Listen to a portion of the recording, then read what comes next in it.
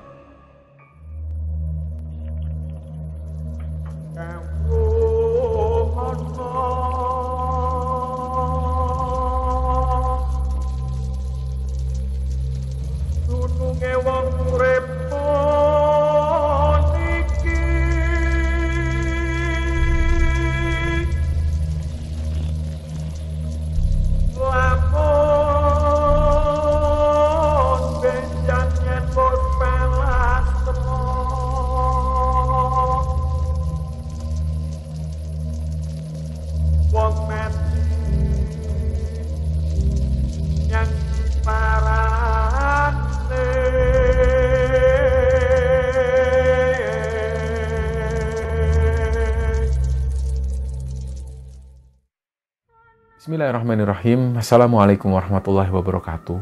Sobat Kembara Sunyi dimanapun berada, pada kesempatan kali ini kami akan menceritakan sebuah kisah yang pernah dialami oleh Bayu, yang dimana pada waktu itu dia sempat mewarisi ilmu dari kakeknya, yaitu ilmu rawi rontek. Nah, sebelum kita masuk ke ceritanya, untuk teman-teman yang nonton tayangan ini dan belum subscribe, jangan lupa untuk subscribe lebih dulu agar channel Kembara Sunyi ini lebih berkembang lagi dan kami lebih bersemangat lagi dalam membuat konten-konten terbaru di Kembara Sunyi. Dan untuk teman-teman yang telah mendukung kami sejauh ini, kami mengucapkan terima kasih banyak. Semoga amal kebaikan teman-teman dibalas kebaikan berlipat oleh Allah Subhanahu wa Ta'ala.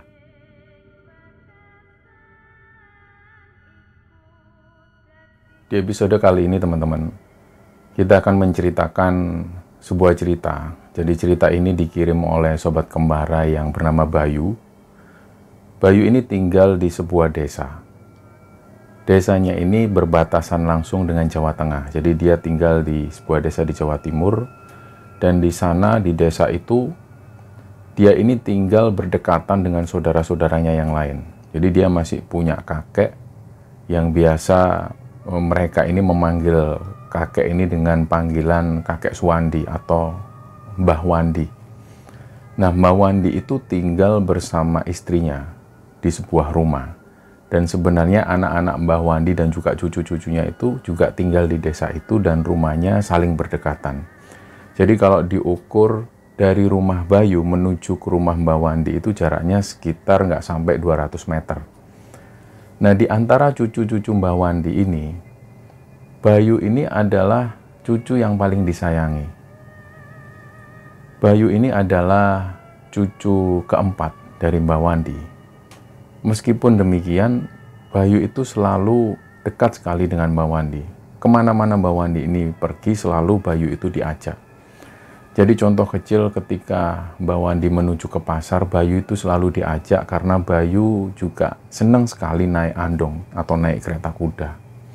Nah, waktu itu di masa-masa kecil sampai Bayu ini duduk di bangku kelas 6 SD, dia masih nggak tahu sebenarnya profesi Mbah Wandi ini apa. Yang Bayu tahu, pada setiap malam-malam tertentu, Mbah Wandi ini selalu kedatangan tamu. Dan tamunya itu selalu membawa mobil. Bayu sendiri nggak tahu ini tamu datangnya dari mana dan keperluannya apa. Dan setiap kali tamu-tamu ini datang, Bayu itu selalu duduk di pangkuan Mbak Wandi. Jadi dia hanya bisa melihat percakapan itu tanpa tahu apa isi dari percakapan ini. Nah, belakangan barulah Bayu tahu bahwa Mbak Wandi ini adalah seorang paranormal.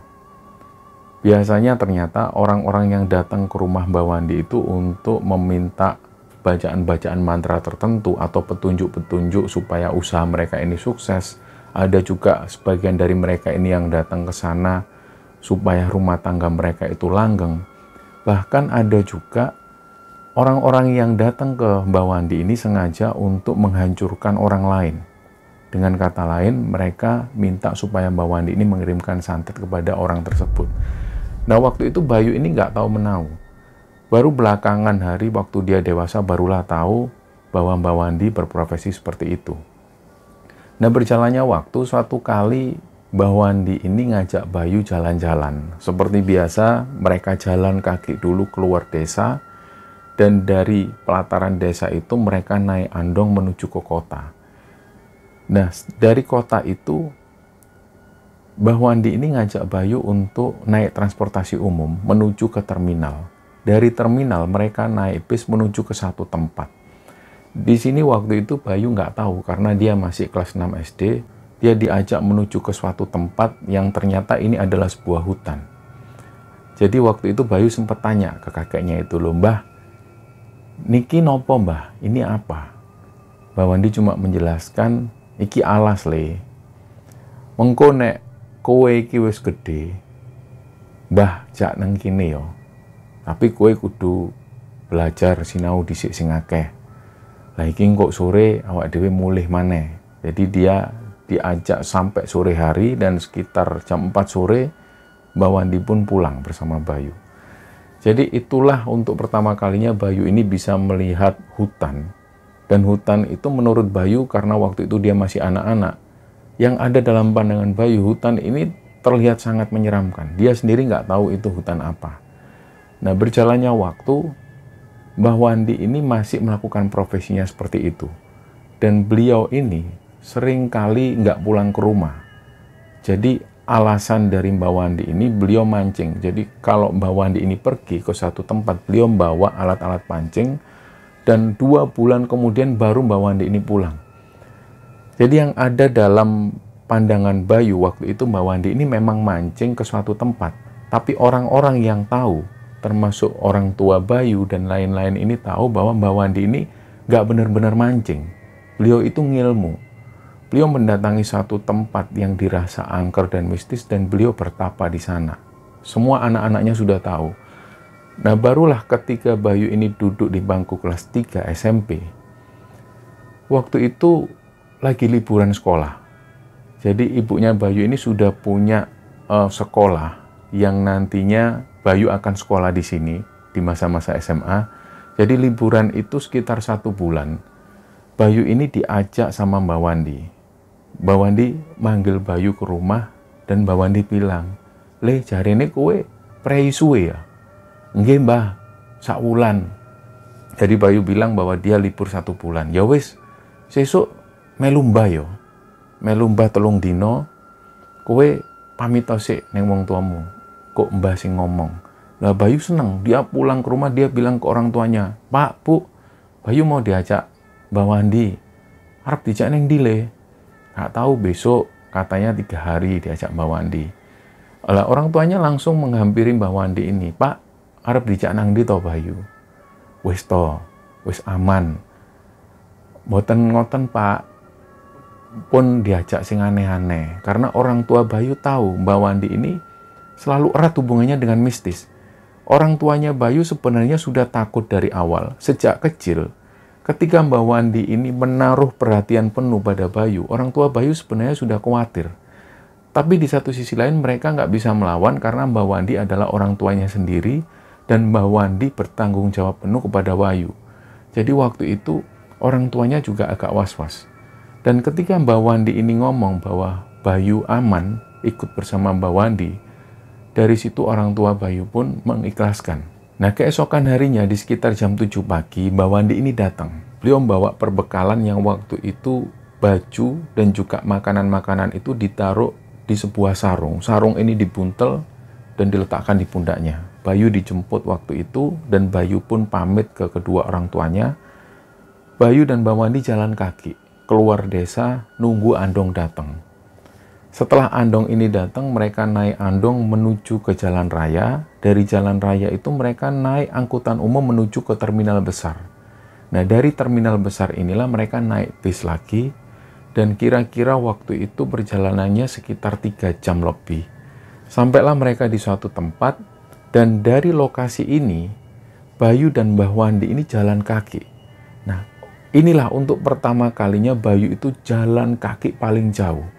Jadi waktu itu Bayu ingat mereka sampai di titik lokasi itu sekitar jam 4 sore. Dan mereka jalan kaki sesampainya di lokasi tujuan itu sekitar jam 8 malam. Jadi hampir beberapa jam lebih mereka itu jalan kaki. Dan begitu sampai di bibir hutan, Bayu itu ngelihat ada bangunan pondokan kecil. Mungkin pondokan ini biasanya digunakan untuk para penjaga karet. Tapi waktu itu pondokan ini sepi, nggak ada orang sama sekali. Mbak Wandi ngajak Bayu duduk ke sana dan mulailah dibuka perbekalan itu. Karena Bayu sudah dari perjalanan itu dia sudah mengeluh lapar ke Mbak Wandi. Nah, begitu perbekalan ini dibuka, ternyata yang dilihat Bayu ini adalah nasi dan juga parutan-parutan kelapa. Nggak ada lauk apapun. Dan waktu itu Mbak Wandi bilang ke Bayu, "Le, kowe mangan ojo warak-warak. Dan setelah kamu makan ini, kamu minum, juga jangan terlalu kenyang. Yang penting perutmu jangan kenyang, tapi harus kamu ingat setelah ini nggak ada lagi makan, nggak ada lagi minum, selama 2 malam. Kamu ikut Mbah, masuk ke dalam hutan, di sana ada gua. Nanti kamu ikut Mbah semedi."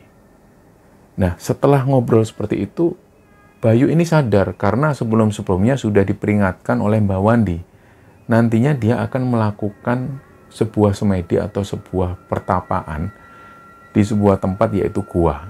Jadi Bayu nggak terlalu kaget. Yang dia kagetkan waktu itu kenapa makanannya cuma ini, hanya nasi dan juga parutan kelapa. Tapi karena waktu itu Bayu ini sudah lapar sekali, dia makan dengan lahap. Dan Mbak Wandi mengingatkan sekali lagi, "Le, ojo warak-warak lo yo." "Nggih, Mbah." Dari situ dia berhenti dan dia minum. Mbak Wandi ngomong sekali lagi, "Wes yo, siap yo. Bareng ini gak oleh maem, gak oleh ngombe." "Nggih, Mbah." Setelah mereka makan itu selesai, semua dimasukkan dan sarung ini kembali dibuntel oleh Mbak Wandi. Mbak Wandi ngomong sekali lagi, aturan-aturan yang harus dipatuhi oleh Bayu ketika ada di dalam gua. Jadi Mbak Wandi ini cuma berpesan, nantinya ketika mereka berdua melakukan puasa dan juga melakukan semedi di dalam gua itu, Bayu ini nggak boleh ngomong sepatah kata pun. Dia masih diperbolehkan kalau suatu ketika dia ingin buang air kecil, dia masih diperbolehkan, tapi hanya menggunakan bahasa isyarat atau bahasa tubuh kalau dia mau berkomunikasi dengan Mbak Wandi. Selebihnya nggak boleh ada suara apapun. Dan dia nggak boleh takut ketika ada kejadian-kejadian atau sesuatu yang aneh yang menimpa mereka berdua. Setelah itu mereka siap. Waktu itu Mbak Wandi ini bawa senter dengan ukuran besar. Kalau mungkin teman-teman ingat, ada senter dengan ukuran besar yang waktu itu diisi dengan baterai-baterai besar. Mbak Wandi bawa satu senter itu. Mbak Wandi dan Bayu langsung mulai masuk hutan. Keadaan waktu itu malam hari. Nah, Bayu ini sampai hari ini, dia nggak tahu hutan yang pernah disinggahi dengan Mbak Wandi itu hutan apa namanya, di mana lokasinya, Bayu nggak tahu. Begitu mereka masuk, perjalanan ini sekitar hampir 1 jam lebih. Barulah setelah mereka ini melewati sungai, mereka menemukan ada sebuah gua. Gua ini nggak terlalu besar. Dan untuk masuk ke gua ini, seseorang itu harus merunduk dan bisa-bisa hampir tiarap kalau ukuran orang dewasa. Jadi pertama kali Bayu melihat Mbak Wandi itu jalan seperti merayap masuk ke gua itu, diikuti oleh Bayu. Ternyata di dalam itu ada sebuah gua yang kalau orang dewasa berdiri, ini ngepres banget. Jadi kalau ada orang yang tingginya sekitar 170 cm, nggak akan bisa berdiri dengan tegap di gua ini. Nah, begitu mereka masuk dalam gua itu, Mbah Wandi memilih satu titik yang dipilih untuk beliau semedi. Dan Mbah Wandi ini mempersilahkan Bayu untuk duduk di samping Mbah Wandi. Nah, dari situ sudah nggak ada lagi pembicaraan. Bayu pun mulai diam, dia memejamkan mata. Waktu itu memang Bayu ini sudah dikasih tahu bacaan-bacaan yang akan dia baca selama ada di gua tersebut. Nah, malam pertama itu terlampaui. Karena Bayu ingat waktu itu ada matahari yang sempat masuk ke dalam gua. Dan Bayu sadar bahwa ini sudah pagi. Berarti sudah menjelang hari kedua. Nah, di hari kedua itu sampai sore hari nggak ada gangguan apapun. Bayu sendiri belum punya keinginan untuk buang air kecil. Barulah di malam kedua itu, pada saat hari ini sudah mulai gelap dan di gua itu menjadi gelap gulita. Nggak tahu jam berapa, karena dia sendiri juga nggak bawa jam. Tiba-tiba Bayu itu pengen buang air kecil. Dia pun nyolek Mbah Wandi, tapi Mbah Wandi waktu itu hanya diam, dan Bayu akhirnya ambil senter Mbah Wandi, dia keluar dari gua dengan kondisi dia merayap. Ketika keluar dari gua, dia mencari tempat untuk buang air kecil. Barulah di situ dia melihat ada pohon yang nggak terlalu jauh dari mulut gua dan dekat sekali dengan bibir sungai. Disitulah Bayu ini mulai kencing. Nah, pas waktu dia ini kencing, tiba-tiba dia mendengar ada suara yang mendekat ke arah Bayu. Awalnya Bayu ini berpikir mungkin hewan atau mungkin babi hutan dan mungkin binatang buas lainnya. Dia akhirnya mengarahkan senter itu ke arah sebelah kanan, ke arah suara ini. Tiba-tiba kagetlah Bayu karena waktu itu dia melihat ada sosok. Sosok ini nggak tahu apakah laki-laki perempuan, wajahnya itu hancur, rambutnya panjang menjuntai ke bawah, dan sosok ini tangannya itu panjang. Jadi dia ini jalan sambil merayap, dan begitu pada saat Bayu ini mengarahkan senternya ke arah sosok ini diam dan memandang ke arah Bayu. Jadi yang Bayu ingat, wajah dari sosok ini wajahnya hancur. Dan dari mulutnya itu keluar darah yang menetes. Begitu melihat kejadian ini, Bayu itu langsung takut. Jadi dia itu sampai kencingnya ini belum selesai, dia lari sambil terkencing-kencing. Dan begitu sampai bibir gua, barulah Bayu ini diam dan dia coba senter lagi ke arah belakang. Ternyata sosok ini sudah nggak ada lagi. Barulah dia masuk dengan merayap dan waktu itu nafasnya ini masih tersengal-sengal. Baru dia melanjutkan semedi lagi. Sebelum matahari ini terbit, Bayu ini sempat mendengar ada banyak sekali benda-benda itu yang berjatuhan. Kayak seolah-olah dari arah luar gua itu ada yang melempar mereka dengan batu-batu kerikil. Dan kadang-kadang juga Bayu ini mendengar ada semacam benda besar yang dilempar. Dan ini semua didengar oleh Bayu bahwa barang-barang ini atau benda-benda yang berjatuhan itu tepat sekali mengenai bibir gua. Waktu itu Bayu cuma diem. Dan setelah matahari terbit, barulah Mbah Wandi ini membuka mata. Jadi menurut Bayu waktu itu, selama 2 malam ada di gua ini, Mbah Wandi ini sama sekali nggak pernah beranjak dari tempat duduknya. Beliau bahkan sama sekali nggak buang air kecil. Jadi setelah matahari ini terbit, barulah Mbah Wandi bilang ke Bayu, "Wis le, wis rampung kabeh. Ayo, mulih." Nggih, Mbah. Keluarlah mereka dari mulut gua, dan dari situ Bayu bisa melihat suasana di hutan itu sudah mulai terang. Tapi Mbah Wandi ini masih ngomong sesuatu ke Bayu, "Sik le, enten ono sedilu." Mbah Wandi ini mencari sesuatu. Tangannya itu meraba-raba ke arah tanah atau alas yang ada di sekitar sana. Bayu itu kaget, ternyata dia melihat banyak sekali batu-batu akik yang berjatuhan di sana. Batu akik ini tersebar di mana-mana. Tapi satu pun nggak ada yang diambil oleh Mbah Wandi. Mbah Wandi ini masih mencari sesuatu, nggak tahu itu apa. Dan Bayu itu begitu takjub melihat banyaknya batu-batu akik yang ada di sana. Padahal ketika mereka pertama kali datang ke gua itu, mereka ini nggak melihat adanya batu-batu akik. Nah, yang ada dalam pikiran Bayu, mungkin semalam ada suara batu-batu kerikil yang jatuh adalah batu-batu akik ini. Setelah itu Bayu melihat ke arah Mbah Wandi. Mbah Wandi itu tangannya masuk ke celah-celah batu. Dan kemudian beliau menemukan semacam gaman kecil yang berbentuk naga. Nah, disinilah Mbak Wandi itu langsung memasukkan gaman ini, dibungkus dengan kain putih dan dimasukkan di sakunya. Barulah mereka jalan pulang. Waktu itu Bayu sempat tanya, loh Mbah, kok batu akek kok ndak diambil sama Mbak Wandi? Kan itu banyak. Alah, wis, ndak penting itu. Biar diambil orang aja. Mbah cuma nyari apa yang Mbah cari. Dan Mbah sudah menemukan itu. Setelah mereka ini pulang, singkat cerita mereka sampai di desa itu, Bayu pun pulang kembali ke rumah. Begitu sampai di rumah, orang tua Bayu ini langsung menanyakan banyak hal. Apa saja yang sudah dilakukan oleh Bayu selama bersama dengan Mbak Wandi. Bayu cerita dengan polosnya bahwa dia hampir 2 malam lebih itu berada di sebuah gua dan mereka berdua itu melakukan sebuah semedi. Sampai pada akhirnya Bayu juga cerita bahwa Mbak Wandi menemukan sebuah gaman dan sudah dibawa oleh Mbak Wandi. Nah, orang tua Bayu ini masih tanya lagi. Terus ada kejadian apa lagi, Le? Kamu sempat ketemu barang yang aneh-aneh nggak? Nah, Bayu juga cerita bahwa malam itu pas waktu dia ini kencing, dia ketemu sosok yang aneh dengan tangan panjang dan jalannya itu merangkak. Wajahnya rusak. Dia cerita ke kedua orang tuanya. Nah, bapaknya waktu itu tanya ke Bayu, kok enggak takut oleh? Kok kamu enggak takut? Ya takut Pak sebenarnya Pak, wong Bayu sempat lari dan enggak menyelesaikan kencingnya Bayu waktu itu. Ya wes, kalau seandainya nanti lain kali kamu diajak sama Mbak Wandi gitu-gitu lagi, kamu masih mau enggak, Le? Mau Pak, Bayu seneng Pak.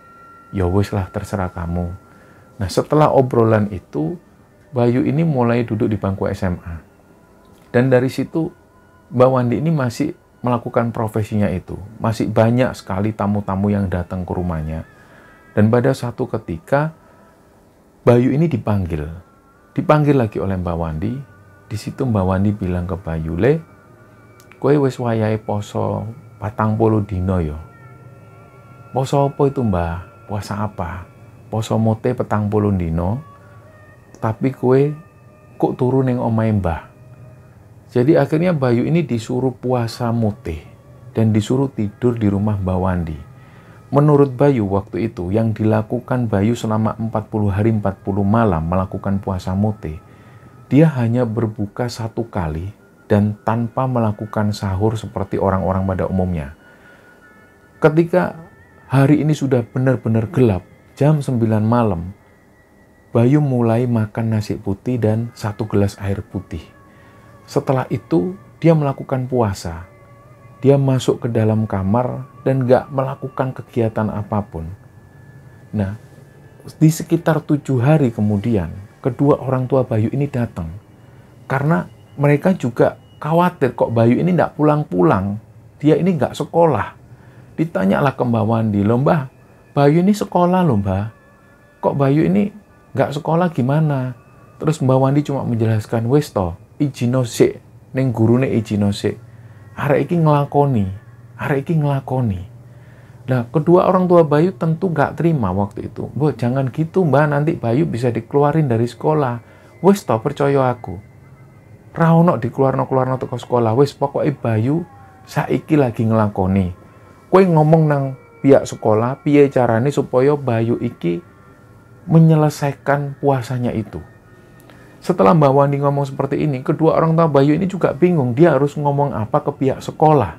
Jadi waktu itu karena saking bingungnya, kedua orang tua Bayu akhirnya nggak mengizinkan Bayu ke pihak sekolah. Dia sudah nggak mau tahu, kalaupun Bayu ini dikeluarkan dari sekolah, nggak naik kelas atau apapun resikonya, kedua orang tua Bayu ini pun ikhlas. Karena ini permintaan dari Mbak Wandi. Kedua orang tua Bayu ini tahu betul bagaimana karakter dari Mbak Wandi. Kalau beliau sudah ngomong A, maka semua anak-anaknya harus menuruti. Begitupun juga orang-orang yang ada di sekitarnya. Jadi mereka juga menyadari, kedua orang tua Bayu juga menyadari, Bayu ini memang sengaja dipilih oleh Mbak Wandi.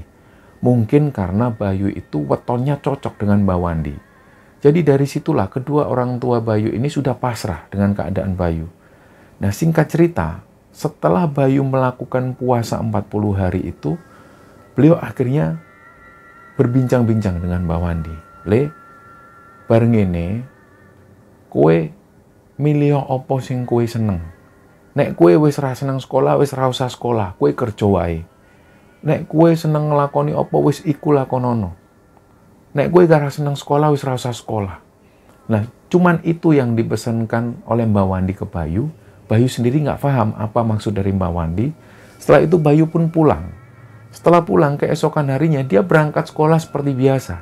Nah, anehnya pas waktu Bayu ini datang ke sekolahnya, nggak ada satupun pihak yang menegur. Jadi pas waktu di sekolah itu, Bayu ini tanya ke teman-temannya, iki PR-nya apa wae? Aku wis ramal busuwe. Jadi dia cuma bilang aku ini sudah nggak masuk lama. Dia bilang ke teman-temannya, dia pengen nyusul pelajaran-pelajaran yang dia ketinggalan. Teman-temannya juga bingung. Lah, apa yang ketinggalan? Lah wong kamu itu selalu masuk kok, kapan kamu pernah nggak masuk? Semua teman-temannya itu melihat bahwa Bayu ini sama sekali nggak pernah nggak masuk sekolah. Mereka semua ini meyakini kalau Bayu itu datang ke sekolah seperti biasa. Padahal Bayu itu sudah melakukan puasa muti selama 40 hari 40 malam. Tapi ternyata pihak sekolah ini masih melihat kehadiran Bayu. Jadi disitulah nggak ada teguran sama sekali dari pihak sekolah. Bahkan teman-teman Bayu ini melihat Bayu datang ke sekolah dengan penampilan yang seperti biasa dan melakukan aktivitas seperti biasa. Jadi teman-temannya merasa Bayu nggak ketinggalan masalah pelajaran karena dia hadir di sekolah. Nah, setelah kejadian itu, Bayu ini cerita ke bapak ibunya. Tentu waktu itu bapak ibunya nggak percaya. Wah, teman-temanmu itu paling kong kali kong, kamu itu bohong paling. Ceritamu ini bohong ke bapak sama ibu. Loh, enggak Bu, saestu bener. Bayu ini ngomong yang sebenarnya.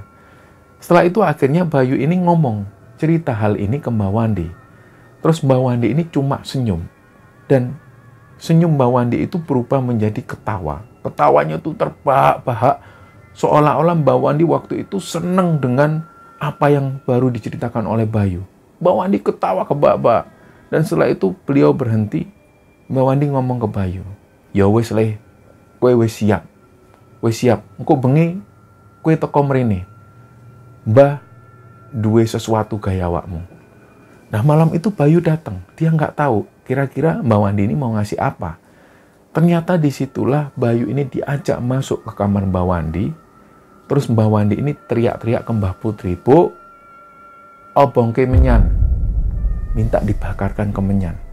Setelah kemenyan ini dibakar, di situ Mbak Wandi ini membacakan mantra. Bayu sendiri nggak tahu apa yang dibacakan oleh Mbak Wandi. Yang jelas Mbak Wandi waktu itu membacakan mantra ini dengan bahasa Jawa yang Bayu sendiri nggak tahu.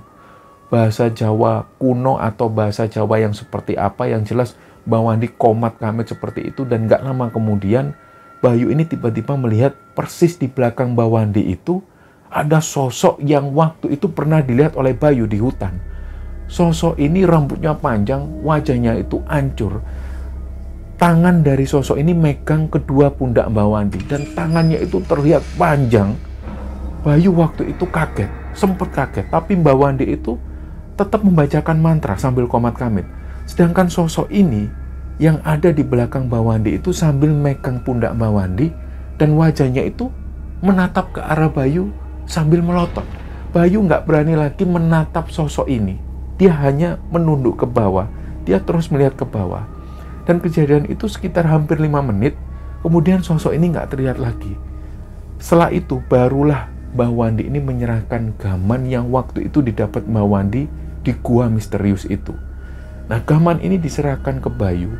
Bayu bisa melihat gaman ini persis seperti apa yang dia lihat pertama kali.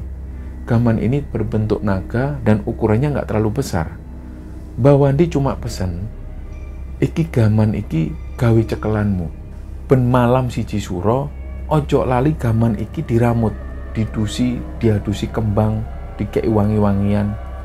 Mengko nek mbah wis ra ono, kowe sing nglanjutno titahe mbah. Nah, Bayu waktu itu hanya cuma diem. Dia bingung dengan kata-kata Mbak Wandi. Maksudnya apa? Ternyata belakangan barulah Bayu ini ngeh. Barulah Bayu itu paham. Ternyata malam itu Mbak Wandi ini mewariskan sesuatu ke Bayu. Nah, singkat cerita, setelah kejadian itu, Bayu ini sakit. Dia sakit demam tinggi sekali, badannya panas. Dan ternyata di saat yang bersamaan, Mbak Wandi ini juga sakit. Beliau sakit yang sama, badannya panas, dan beliau itu hanya bisa terbaring di tempat tidur, persis seperti Bayu waktu itu. Hari-hari pun berlalu, ketika Mbak Wandi ini diajak ke rumah sakit, beliau nggak mau. Begitupun juga Bayu.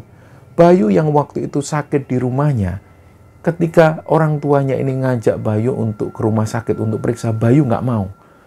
Dia ini hanya mengangkat tangannya sambil kayak menolak sesuatu. Dia nggak mau. Ternyata belakangan hari mereka semua ini tahu Mbak Wandi yang ada di rumahnya. Ketika Mbak Wandi ini mau diajak ke rumah sakit oleh anak-anaknya, Mbak Wandi hanya ngangkat tangannya yang menandakan bahwa beliau ini tidak mau. Nah, sama persis kejadiannya. Jadi sekitar 10 harian Bayu itu sakit panas seperti itu, barulah Bayu ini sadar. Dan ketika Bayu ini sadar, dia ditanya oleh orang tuanya, "Kowe iki lara apa to, Le?" Bayu bilang bahwa dia ini nggak sakit apa-apa. Dia hanya berada di suatu tempat yang tempat ini sama sekali nggak difahami oleh Bayu. Tempat ini aneh. Dan yang dirasakan Bayu, suasana di sana itu selalu malam. Dan Bayu ini juga cerita, di sana Bayu ini ketemu dengan Mbak Wandi. Mbak Wandi waktu itu datang, beliau telanjang bulat. Mbak Wandi ini telanjang bulat dan seluruh badannya itu seperti penuh minyak. Mengkilat seluruh badannya itu. Nah, pas Mbak Wandi ini datang menghampiri Bayu, Mbak Wandi pesan sesuatu. "Le, kowe ojo sampai kalah yo." Setelah itu Mbak Wandi ini pun pergi.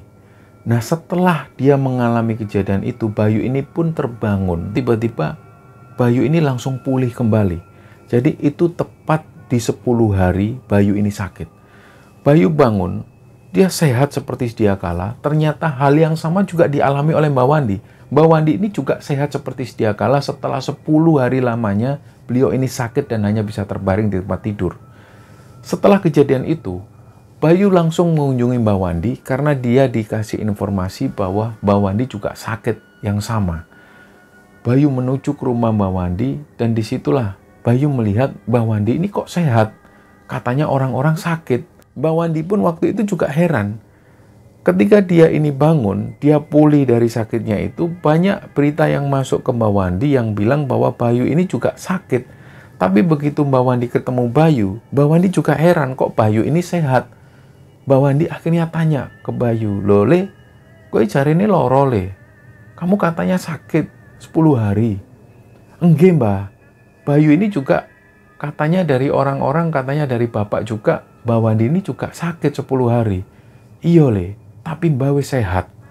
Terus dari situ Bayu cerita.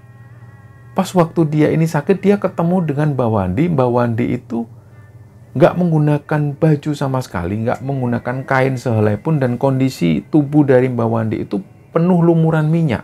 Dan Mbak Wandi ini juga menceritakan hal yang sama, bahwa pada waktu beliau ini sakit, dalam sakitnya itu Mbak Wandi ini sempat ketemu Bayu. Dan yang ada dalam pandangan Mbak Wandi, Bayu itu tanpa menggunakan busana sehelai pun, dan kondisi Bayu waktu itu, seluruh tubuhnya ini penuh minyak. Nah, jadi kebalikannya. Setelah semua saling cerita, Mbak Wandi dan Bayu itu saling bertanya-tanya. "Ya wis, Le, wis ra usah dipikir, wis gampang." Nah, setelah kejadian itu beberapa minggu kemudian, di desa ini terjadi bencana. Waktu itu hujan turun dengan derasnya, dan ada satu orang yang teriak-teriak, "Puting beliung, puting beliung." Nah, disitulah orang-orang ini keluar dari rumah, karena angin itu benar-benar kencang waktu itu. Dan ternyata benar, orang-orang melihat ada angin puting beliung yang melanda desa mereka. Jadi banyak sekali genteng-genteng warga dan bahkan rumah warga ini yang roboh karena angin puting beliung itu. Hal ini terjadi hampir setengah jam. Dan setelah angin puting beliung ini pergi, desa ini semrawut. Banyak dari rumah warga itu yang roboh. Dan untungnya rumah dari Mbak Wandi ini hanya genteng-gentengnya yang terbang. Jadi sore itu banyak orang-orang ini yang nangis. Karena beberapa dari mereka, rumahnya ini roboh. Hanya beberapa di antaranya yang rumahnya masih berdiri, hanya genteng-genteng mereka yang terbang. Termasuk rumah Mbak Wandi ini. Akhirnya sore itu mereka saling gotong royong, mereka saling bantu satu sama lain. Dan waktu itu karena semua anak-anak Mbak Wandi ini sibuk ngurusi rumahnya masing-masing, Mbak Wandi itu seorang diri membetulkan gentengnya. Nah, Bayu yang waktu itu disuruh oleh bapaknya menuju ke rumah Mbak Wandi, supaya bantuin Mbak Wandi, Bayu langsung menuju ke rumah Mbak Wandi. Begitu Bayu sampai di rumah Mbak Wandi, Bayu melihat Mbak Wandi ini sudah naik di atas genteng. Beliau sudah benerin genteng-genteng itu ditaruh di tempatnya semula. Nah, mengetahui kedatangan Bayu, Mbak Wandi ini manggil Bayu, "Le, ayo Le, jupun genteng iku gawa mrene." Bayu langsung angkat genteng-genteng yang baru itu dibawa ke atas. Nah, begitu Mbak Wandi ini nata-nata genteng, waktu itu Bayu ini sempat duduk ngelamun, dia ngelihat orang-orang yang ada di sekitarnya yang waktu itu juga lagi bingung benerin rumahnya. Jadi Bayu nggak fokus ke arah Mbak Wandi. Tiba-tiba Bayu itu dengar ada suara truak. Betapa kagetnya Bayu waktu itu ngelihat Mbak Wandi ini jatuh dari atas, dan wajah Mbak Wandi itu karena di bawah ini banyak kerikil dan banyak sekali kayu-kayu yang berjatuhan. Wajah Mbak Wandi ini hancur, berdarah-darah. Dan yang membuat Bayu itu kaget, pada waktu Mbak Wandi ini berdiri, tangan Mbak Wandi ini patah. Jadi tangannya nggak bisa digerakkan. Kalau kata orang Jawa, tangannya itu kiwir-kiwir. Bener-bener patah. Bayu yang melihat kondisi Mbak Wandi waktu itu, dia teriak-teriak kenceng. Sampai-sampai tetangganya waktu itu yang lagi sibuk dengan rumahnya masing-masing langsung berlarian menolong Mbak Wandi. Nah, begitu orang-orang ini mendekat ke arah Mbak Wandi dan mengetahui kalau tangan Mbak Wandi ini sudah kiwir-kiwir, warga itu nggak berani megang Mbak Wandi karena mereka takut kalau terjadi apa-apa dengan Mbak Wandi. Mereka akhirnya cuma bilang, ayo, bawa Mbak Wandi ke rumah sakit, bawa Mbak Wandi ke rumah sakit. Waktu itu ternyata Mbak Wandi ini cuma berdiri, dan beliau ngomong ke orang-orang kampung, "Wes, ra usah gopo kabeh, wes tenang wae, tenang. Wes kono, selesaino kerjaanmu kabeh. Wes ra usah ngurusi aku." Tentu orang-orang waktu itu juga bingung, karena melihat kondisi Mbak Wandi yang separah itu, ternyata Mbak Wandi hanya bilang, santai, biar kamu selesaikan kerjaanku, biar aku yang ngurusi ini. Padahal orang-orang waktu itu ngelihat kondisi Mbak Wandi ini juga agak ngeri. Sebagian dari mereka itu bahkan teriak histeris karena ngelihat tangan Mbak Wandi ini yang kiwir-kiwir. Mbak Wandi ini jalan, masuk ke dalam rumah. Begitu Mbak Putri mengetahui kondisi Mbak Wandi yang seperti itu, Mbak Putri juga teriak-teriak, "Ana opo Pak? Kena opo Pak? Opo tangane Pak? Ya Allah Pak." Jadi suasana di sana itu kalut. Sedangkan orang-orang juga bingung melihat kondisi Mbak Wandi yang sudah parah. Wajahnya itu penuh darah, tangannya patah, tapi beliau jalan sendiri masuk ke rumah. Bayu pun ikut masuk ke rumah, dan Mbak Wandi ini masuk ke dalam kamarnya, kamar itu dikunci. Gak lama setelah itu, sekitar 2 menitan, Mbak Wandi ini teriak-teriak manggil nama Mbak Putri. "Bu, obongke menyan. Ayo cepetan, obongke menyan." Dan Mbak Putri ini langsung dengan tergopoh-gopoh menyiapkan bakaran menyan itu dan diserahkan ke Mbak Wandi. Begitu kamar dibuka, menyan dibawa masuk ke dalam kamar. Mbak Wandi nutup lagi pintu kamarnya itu. Di luar itu, Bayu nunggu bersama Mbak Putri. Nah, yang Bayu dengar, di dalam itu nggak ada suara apa-apa. Tiba-tiba Bayu ini dengar ada suara orang ketawa. Nah, suara orang ketawa ini bukan suaranya Mbak Wandi. Suaranya itu lebih berat dan lebih besar. Suara ini terus ketawa seperti itu. Sampai-sampai Mbak Putri ini ngerangkul Bayu supaya Bayu ini nggak takut. Nah, karena waktu itu Bayu ini juga bingung. "Mbah, niku suarane sinten, Mbah?" Bayu tanya ke Mbak Putri, wes tole, wes ra usah direken. Nggak lama kemudian anak-anak dari Mbak Wandi ini datang, termasuk orang tua Bayu. Mereka semua datang, "Ono apa iki? Apa Mbak Wandi?" Mereka juga kaget karena mereka baru dapat kabar dari tetangga-tetangga bahwa Mbak Wandi baru saja jatuh dari genteng. Mereka juga kaget. "Loh, neng di Mbah, neng di Mbak Wandi." "Iku Pak, neng jero kamar." "Lah apa kok neng jero kamar? Ayo digawa rumah sakit." "Nggak usah Pak, Mbak Wandi nggak mau." Bayu ngomong seperti itu. Akhirnya mereka semua ini nunggu di depan kamar, dan ada anak terakhir dari Mbak Wandi yang perempuan. Karena beliau ini khawatir, si anak terakhir dari Mbak Wandi ini ketuk-ketuk pintu Mbak Wandi. "Mbah, ayo Mbah, neng rumah sakit, Mbah, neng rumah sakit." Ternyata dari dalam kamar Mbak Wandi itu terdengar suara orang ketawa lagi. Wow. Jadi mereka waktu itu takut dan Mbak Putri ngomong ke anaknya yang terakhir ini, wis nduk, kowe lungguh kene, wis jarno, bapakmu kayak jarno. Biarin bapakmu seperti itu, biarin. Mereka pun nunggu, sampai sekitar setengah jam kemudian, barulah mereka mendengar suara pintu ini terbuka. Cekak. Keluarlah Mbak Wandi. Dan betapa kagetnya mereka waktu itu, terutama Bayu dan juga Mbak Putri, karena mereka ini melihat kejadian di awal ketika tangan Mbak Wandi ini kiwir-kiwir. Begitu Mbak Wandi ini keluar, wajah Mbak Wandi ini seperti sedia kala, nggak ada luka, nggak ada darah sama sekali. Dan begitu Mbak Wandi ini datang, beliau itu bawa kemenyan ini. Jadi tangan Mbak Wandi yang tadinya kiwir-kiwir, tangannya ini kembali normal dan beliau bisa membawa kemenyan itu keluar. Nah, orang-orang yang ada di sana, anak-anak Mbak Wandi ini kaget semua, loh Mbah, jari ini tangannya putul Mbah, sing di Mbah. Katanya tangan Mbak Wandi ini patah, yang mana? Ora kok, ora. Wis mari kabeh, wis mari. Mbak Wandi cuma ngomong seperti itu, jadi kayak nggak ada kejadian apapun. Bayu ini yang menjadi saksi waktu itu. Dia benar-benar kaget ngelihat Mbak Wandi yang normal seperti sedia kala. Padahal tangan Mbak Wandi itu sempat patah dan kiwir-kiwir. Kayak seolah-olah nggak masuk akal, kenapa tangan Mbak Wandi ini kembali normal seperti sedia kala. Nah, beberapa hari kemudian, karena Bayu ini penasaran dengan apa yang terjadi dengan Mbak Wandi, Bayu tanya ke kedua orang tuanya. Nah, dari sinilah akhirnya kedua orang tua Bayu ini membuka semuanya. Ya, selama ini memang kedua orang tua Bayu itu was-was ketika Bayu itu dekat dengan Mbak Wandi. Anak-anak Mbak Wandi ini percaya bahwa bapaknya itu, bahwa Mbak Wandi ini mempunyai ilmu yang bernama ilmu rawi rontek. Nah, ilmu ini adalah ilmu kebal, di mana kalau seseorang yang memiliki ilmu ini, ketika dia mengalami luka bacok, bahkan sampai bagian tubuhnya itu terpisah, dia akan bisa menyambungkan lagi dengan bagian tubuh utamanya. Inilah yang diceritakan oleh orang tua Bayu kepada Bayu, dan anak-anak Mbak Wandi itu semua percaya bahwa Mbak Wandi ini memang mempunyai ilmu rawi rontek.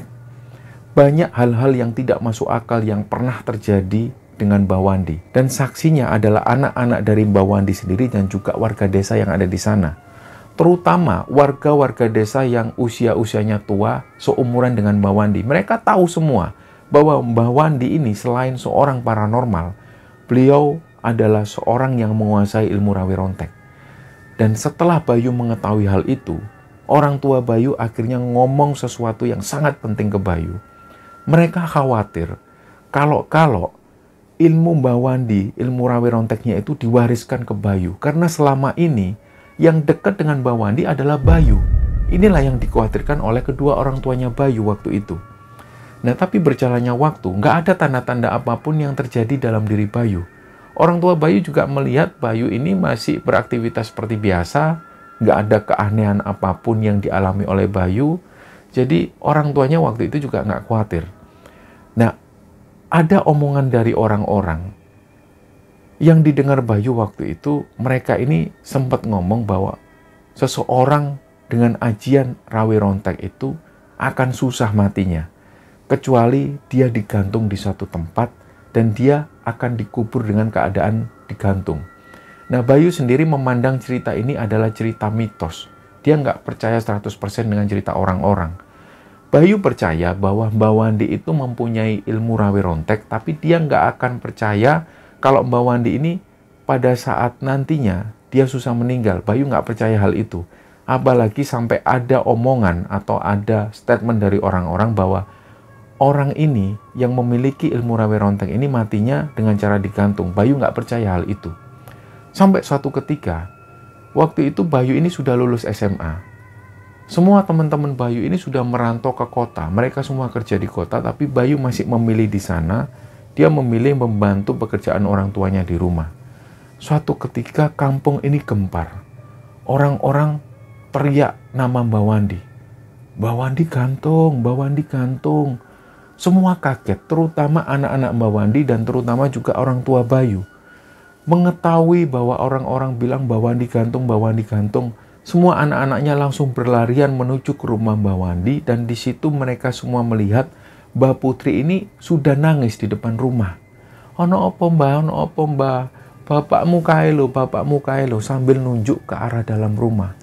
Begitu mereka masuk, ternyata mereka melihat Mbak Wandi itu gantung diri, persis di samping pawon, di samping dapur. Nah, disitulah orang-orang atau anak-anaknya ini benar-benar shock dengan kejadian waktu itu. Mereka nggak siap melihat Mbak Wandi meninggal dengan cara seperti ini. Akhirnya yang bisa mereka lakukan, mereka hanya bisa menangis sampai hampir setengah jam. Dan setelah itu orang-orang atau tetangga-tetangga yang ada di sana ini berhasil menurunkan tubuh Mbak Wandi yang tergantung itu. Singkat cerita, setelah Mbak Wandi ini dimakamkan, kampung atau desa ini menjadi sepi. Banyak orang-orang itu yang nggak berani keluar. Karena mereka tahu di desa itu baru pertama kalinya terjadi tragedi seperti ini. Tragedi orang yang gantung diri. Jadi waktu itu desa ini sepi. Nah, begitu juga dengan Mbak Putri. Mbak Putri nggak berani lagi tidur di rumah itu. Karena menurut Mbak Putri, pas waktu beliau ini tidur di rumah itu, beliau sering mendengar ada suara orang ngorok. Dan suara orang ngorok ini asalnya dari kamar Mbak Wandi. Jadi dari situlah Mbak Putri nggak berani lagi tidur di sana. Dan setelah Mbak Putri ini nggak berani tidur di sana, rumah ini jadi kosong. Dan pada saat rumah ini kosong, banyak laporan dari orang-orang. Waktu itu ada jamaah masjid yang baru pulang dari masjid. Waktu mereka melewati rumah Mbak Wandi, beliau itu dilempar sesuatu. Nah, pas orang ini noleh ke sebelah kanan, mereka melihat ada sosok Mbak Wandi, dan Mbak Wandi ini posisinya seperti orang tergantung. Nah, mengetahui hal ini, akhirnya orang-orang nggak berani keluar rumah. Dan ternyata banyak sekali hal-hal ganjil yang terjadi setelah Mbak Wandi ini meninggal. Jadi orang-orang waktu itu akhirnya nggak berani keluar rumah, dan hal itu terjadi sampai sekitar 1 bulan lebih. Dan setelah 1 bulan itulah, mulai warga desa ini baru berani keluar rumah. Dan setelah saat itu, desa ini kembali normal. Nah, setelah kejadian Mbak Wandi itu meninggal, Bayu itu dapat kabar dari temannya. Dan di pabrik tempat temannya kerja ini kebetulan ada lowongan. Bayu pun akhirnya nggak menyia-nyiakan kesempatan itu, dia langsung berangkat ke kota. Begitu sampai di kota, dia kerja di sebuah perusahaan kecil yang karyawannya ini kebanyakan adalah perempuan. Jadi di tempat itu yang laki-laki hanya 2 orang security, dan 3 orang laki-laki lainnya adalah karyawan yang termasuk Bayu juga. Nah, suatu ketika karena perusahaan ini atau pabrik ini ada 2 shift. Ada karyawan yang masuk shift pagi dan ada karyawan yang masuk shift malam. Bayu dan teman-teman laki-laki yang lain ini selalu masuk malam karena mereka ini laki-laki. Mereka selalu masuk malam, jam 11 malam mereka mulai kerja. Tapi biasanya mereka datang ke pabrik itu sekitar jam 10 malam. Nah, untuk menuju pabrik ini, di lokasi sekitar pabrik itu memang sepi. Sangat terkenal begalnya. Tapi karena waktu itu dengan adanya security, kejadian-kejadian orang di begal ini sudah jarang sekali terjadi. Sampai pada suatu ketika, ada satu karyawati. Waktu itu Bayu dan teman-teman sudah datang lebih dulu, sekitar jam 10 malam lebih. Biasanya mereka ngopi-ngopi dulu, ngerokok dulu di depan pabrik. Dan waktu itu mereka ini ngelihat Retno, salah satu teman mereka ini datang. Biasanya Retno ini memang diantar oleh bapaknya naik motor. Tapi malam itu Retno ini bawa motor sendiri. Nah, di belakang Retno kelihatan sekali kalau Retno itu melajukan motornya dengan kencang dari kejauhan. Karena pabrik ini berdiri di tengah-tengah ladang. Jadi dari arah kejauhan mereka sudah bisa melihat kalau ada motor yang datang. Waktu itu kelihatan sekali kalau Retno itu datang dengan kecepatan yang sangat tinggi sekali karena dia ternyata menghindari begal yang waktu itu ngejar Retno. Di belakang itu ada 2 buah motor dan ada 4 orang. Masing-masing dari mereka itu ada yang bawa celurit dan ada yang bawa parang. Nah, disitulah melihat kondisi seperti itu, security yang ada di depan ini langsung berdiri. Woi, begal, begal. Bayu yang waktu itu lagi duduk-duduk, awalnya mereka kaget. Dan begitu diperhatikan, ternyata memang mereka ngelihat Retno ini lagi dikejar oleh begal. Langsunglah Bayu dan teman-teman laki-lakinya itu lari semua menuju ke arah Retno. Jadi Retno waktu itu belum sampai ke pintu gerbang. Bayu mengambil apapun yang dia bisa. Dia melihat ada kayu, kayu ini diambil. Nah, dia akan pukul begal itu kalau sudah dekat. Ternyata belum sampai dekat, Retno itu jatuh, dan Retno itu berlari ke arah mereka. Jadi begal ini pun berhasil membawa motor, tapi karena security ini sudah lari lebih dulu, security ini sempat megang sepeda motor yang sudah diambil begal ini, tapi karena mereka itu membawa senjata tajam, dan security ini hanya membawa pentungan, jadi security waktu itu hanya memukulkan pentungannya ini secara nggak beraturan. Jadi hanya sempat menghalangi sebentar. Dan sepeda motor Retno ini terlepas lagi. Dan waktu itu Bayu ini sempat narik motor dari Retno. Begitu motor Retno ini ditarik, dia sempat berjibaku dengan begal yang ada di sana. Dan teman-temannya itu juga sempat bertarung dengan begal-begal yang ada di sana. Meskipun mereka waktu itu bawa senjata tajam, tapi mereka sempat takut dengan teman-teman Bayu yang waktu itu membawa kayu. Jadi kayu ini dipukulkan. Dan pas Bayu ini megang motor tersebut, teman-teman yang lain itu teriak-teriak, Bay, mundur bay. Pas begal ini merasa terdesak, akhirnya mereka ini pun melajukan motornya dengan kencang. Motor Retno ini gak jadi mereka ambil. Nah, sementara itu teman-teman Bayu dan cewek-cewek yang waktu itu ada di sana ini jerit semua, Bay, telepon rumah sakit, telepon ambulan. Ayo Bayu bawa ke rumah sakit. Bayu ini bingung. Bay, ayo Bay ke rumah sakit. Loh, kenapa? Itu loh Bay, belakangmu Bay. Ternyata Bayu itu kena bacok di bagian belakang dan terkena sabetan pedang di bagian belakang. Kaosnya itu berlumuran darah semua. Seragam mereka itu biru muda. Jadi seragam ini sudah berlumuran darah semua. Anehnya Bayu ini nggak merasakan sakit sedikit pun. Goresan sedikit pun dia nggak merasakan. Tapi teman-temannya bilang dia kena bacok di bagian belakang dan kena sabet. Akhirnya Bayu itu dinaikkan motor. Dia duduk di tengah-tengah dan dibawa ke rumah sakit. Perjalanan itu sekitar 20 menitan dan begitu sampai di rumah sakit, dia langsung dibawa masuk ke UGD dan begitu seragam Bayu ini digunting, mereka kaget. Karena yang tersisa di sana itu hanyalah bercak-bercak darah yang sudah mengering. Luka bacok dan juga luka sabetan ini nggak terlihat lagi. Mereka benar-benar bingung, terutama teman-teman Bayu itu bingung karena waktu itu mereka melihat ada luka bacok dan luka sabetan di area punggung Bayu. Tapi begitu sampai di rumah sakit, mereka nggak melihat sama sekali hal itu. Nah, setelah setengah jam mereka ini bingung. Bahkan waktu itu suster sempat tanya, mungkin masnya salah lihat mungkin. Lah nggak sus, kalau salah lihat, kenapa kok teman saya ini darahnya mengucur semua dan sampai seragamnya itu basah dengan darah. Nah, orang-orang juga bingung. Setelah itu akhirnya Bayu ini pun dipulangkan. Nah, teman Bayu yang waktu itu bonceng Bayu, yang posisinya ada persis di belakang Bayu, dalam perjalanan itu dia terus ngeliatin punggungnya Bayu. Gak ada luka sama sekali. Sampai temennya ini ngomong ke Bayu, Bay, kok aneh ya Bay? Kamu tadi itu kena bacok, kena sebet. Kok gak ada luka sama sekali? Bayu itu cuma diem. Dia kayak orang linglung. Nah, setelah itu polisi datang, mereka melakukan olah TKP di sana, semua ditanya. Dan setelah itu polisi ini pun pulang.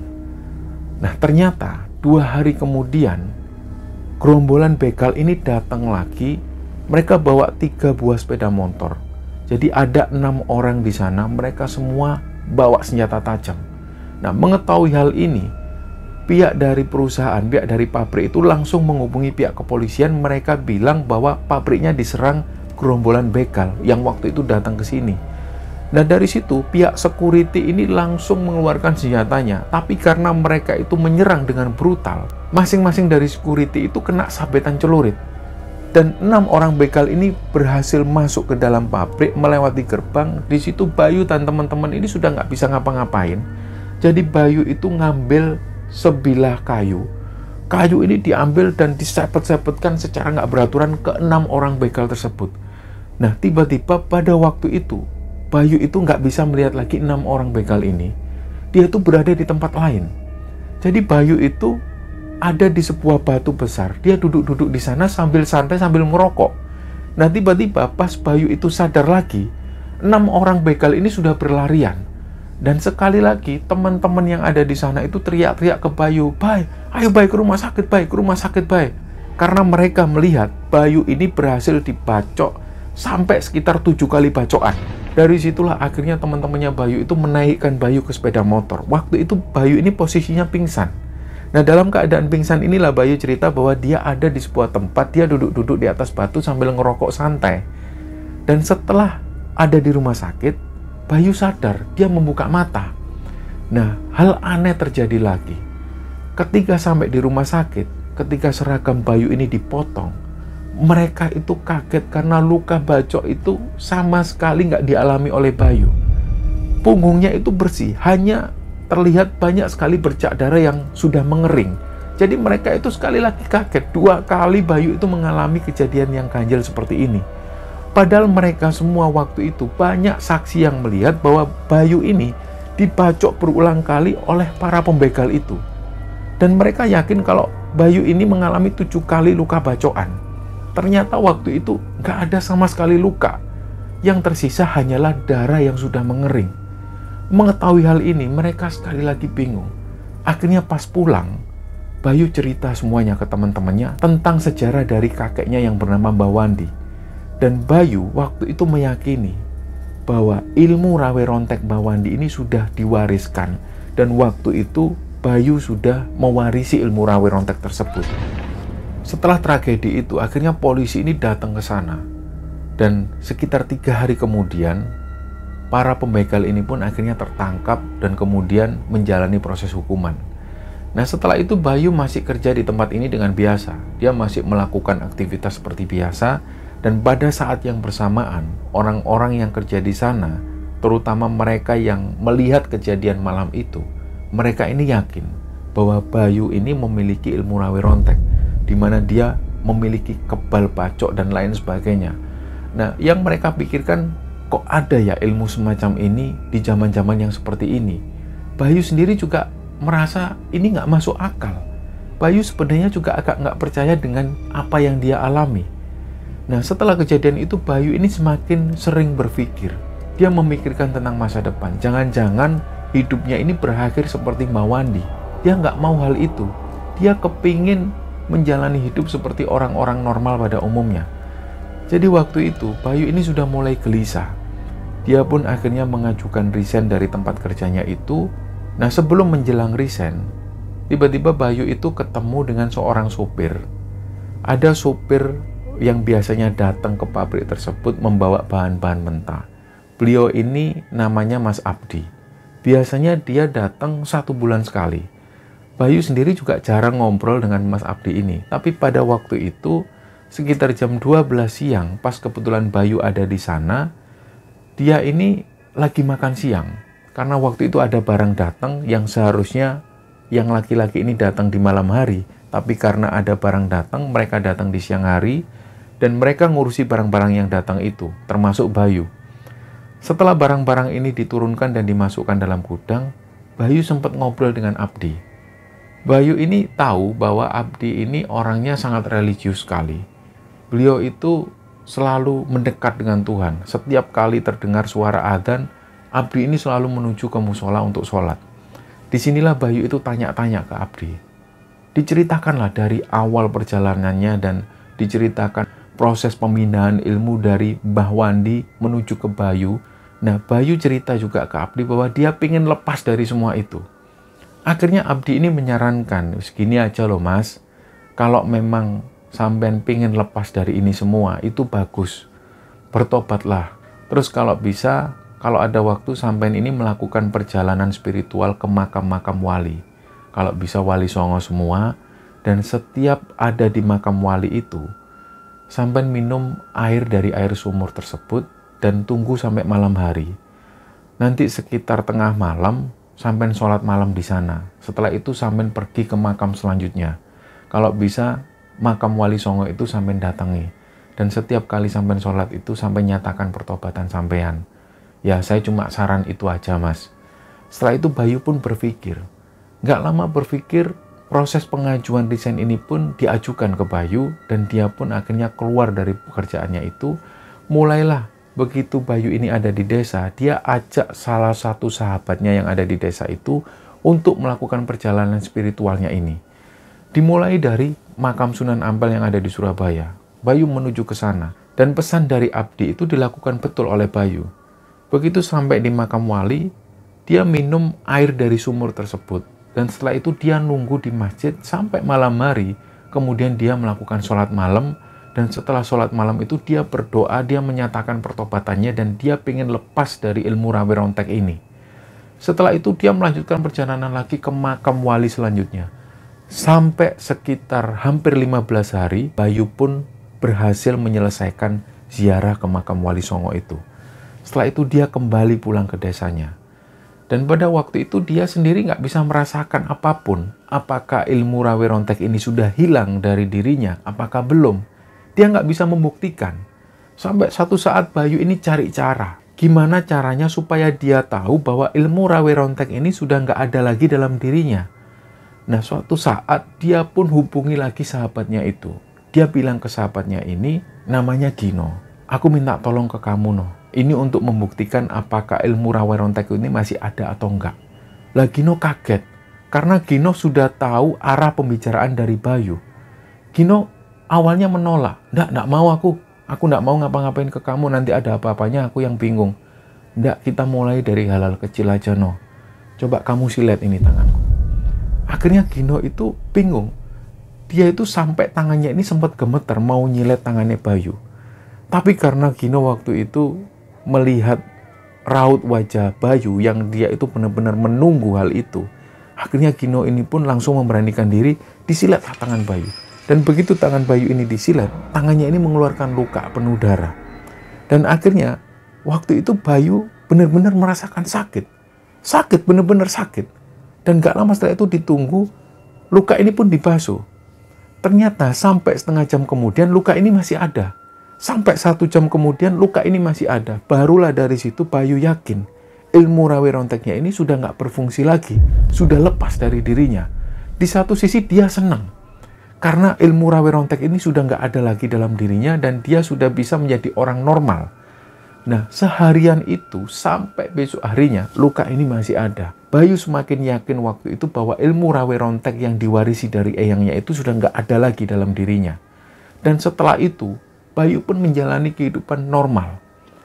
Dia punya usaha yang dia lakukan di rumah eyangnya, yaitu di rumah Mbak Wandi. Karena rumah Mbak Wandi ini sudah lama kosong, dan Bayu waktu itu memerlukan tempat untuk usahanya itu, dia gunakanlah rumah Mbak Wandi ini. Nah, begitu ada di rumah itu, Bayu ini sering mengalami godaan-godaan. Banyak sekali gangguan-gangguan yang dialami oleh Bayu, sampai kemudian Bayu ini penasaran. Dia bangun malam, dia sengaja untuk melean. Dia pengen tahu kira-kira sosok apa yang mengganggu Bayu selama ini. Karena dia benar-benar merasa terganggu. Malam itu sekitar jam 1 dini hari, Bayu lagi ngerokok santai. Tiba-tiba dia ngelihat dari arah pawon, arah dapur itu, keluar sosok. Ternyata sosok yang pernah dilihat Bayu pada saat dia ada di hutan. Sosok yang rambutnya panjang, wajahnya hancur, dan jalannya itu seperti merayap. Begitu Bayu ngelihat sosok ini, dia langsung ambil pasir yang sudah dia persiapkan dari sore hari itu. Pasir ini dibacakan ayat kursi, dan pasir ini ditiup oleh Bayu dan dilemparkan ke sosok ini. Jadi waktu itu Bayu ngelihat bener wujud sosok ini jalan menuju ke arah Bayu seolah dia ini mau menyerang. Setelah Bayu melempar pasir ini ke arah sosok tersebut, sosok ini seperti terbakar.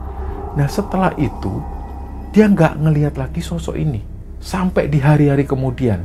Dan sampai cerita ini diturunkan, rumah Mbak Wandi itu sekarang ditempati oleh Bayu beserta anak dan istrinya. Dan Bayu sampai hari ini nggak mengalami kejadian aneh apapun. Dia hidup sebagai orang normal dan dia menceritakan cerita ini apa adanya. Banyak saksi yang melihat kejadian ini dan mereka semua meyakini bahwa Bayu ini sempat pernah mewarisi ilmu rawe rontek dari kakeknya yang bernama Mbak Wandi.